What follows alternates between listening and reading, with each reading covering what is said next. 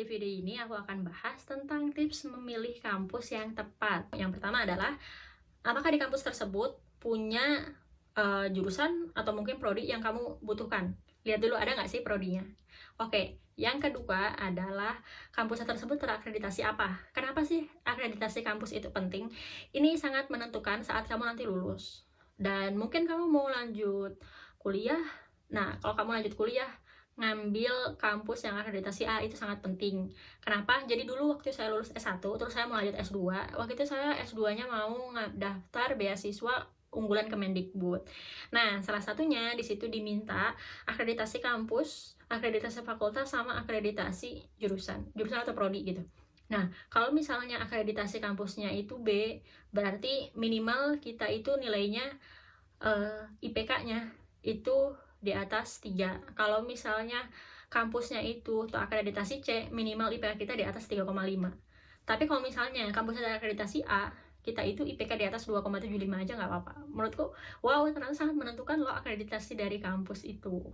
Kayak gitu. Dan kebetulan waktu itu saya di Universitas Brawijaya, S1-nya mulai dari kampus, fakultas, jurusan, prodi itu udah terakreditasi A semua. Jadi, ya kalau misalnya IPK-nya di bawah 3 kan aman gitu.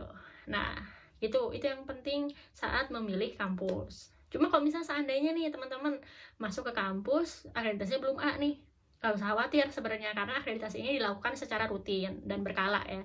Jadi kalau misalnya sekarang akreditasinya masih belum A nih, misalnya masih B, akan ada kemungkinan nanti dilakukan akreditasi ulang. Dan saat diakreditasi ulang itu kalau misalnya nilainya bagus, akreditasinya bisa naik jadi A gitu. Jadi nggak menutup kemungkinan. Tapi kalau saya sarankan sih, mending cari yang akreditasinya udah A aja.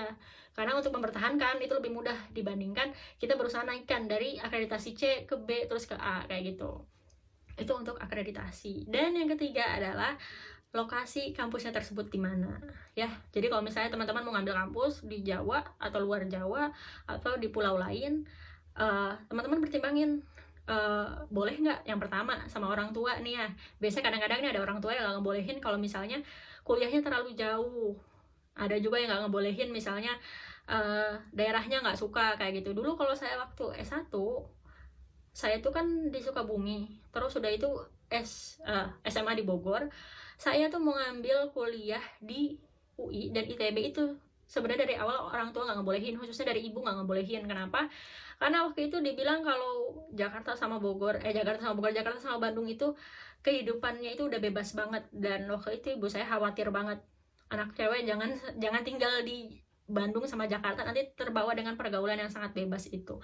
Dan waktu itu saya pengen banget, pokoknya mau nggak mau harus masuk ITB atau UI ya. Tapi gimana pun ya, kalau misalnya ibu udah nggak setuju, ya nggak keterima, mau sampai nangis-nangis kayak gimana pun, akhirnya ya kuliahlah di UB. Dan waktu itu pas kuliah keterima di UB, orang tua saya tuh itu kayak seneng banget gitu, akhirnya kuliah di kampus yang non Bandung sama Jakarta. Akhirnya kuliah di Malang, dan ternyata di Malang lebih enak, lebih dingin. Nah itu, orang tua ngizinkan apa enggak. Terus kedua yang dipertimbangkan adalah posisi kampusnya itu di mana di kotanya. Apakah kotanya itu biaya hidupnya tinggi atau biaya hidupnya rendah. Kalau misalnya kampus dengan biaya hidup yang rendah itu ya, yang saya baca terakhir kali itu UNS sama di wilayah Jogja, itu biaya hidupnya tuh lebih rendah. Sama Malang pun lebih rendah di wilayah Solo sama Jogja. Jadi Malang lumayan lah. Sebenarnya dulu biaya hidupnya di Malang tuh murah, tapi kesini-sini karena banyak pendatang lah, ya biaya hidup mulai meningkat lah. Karena Malang termasuk kota kedua terbesar di Jawa Timur setelah Surabaya. Gitu, itu yang perlu dipertimbangin. Orang tua nggak bolehin apa enggak, terus biaya hidupnya. Sama kalau misalnya ini penting bagi teman-teman ya. Terutama misalnya bagi teman-teman yang tidak tahan misalnya dengan cuaca panas atau tidak tahan dengan cuaca dingin, ini perlu dipertimbangkan kampusnya nanti ngambil kuliah di mana gitu. Karena ini saya punya teman, dia itu biasanya tinggal di Bekasi, panas banget kan ya. Terus udah itu kuliah di Malang, waktu itu dari tahun 2011 malah. Dan posisi waktu itu di Malang masih dingin, nggak seperti 2021 sekarang, kan 10 tahun yang lalu ya. Nah, pertama kali dia ke Malang, itu dia kena sinus terus. Maksudnya kondisinya dingin kan nggak enak kalau misalnya sakit terus. Jadi akhirnya waktu itu dia kayak jarang masuk kuliah gara-gara sakit. Segitu aja, terima kasih sudah menonton video ini sampai akhir. Jangan lupa klik subscribe dan turn on notification.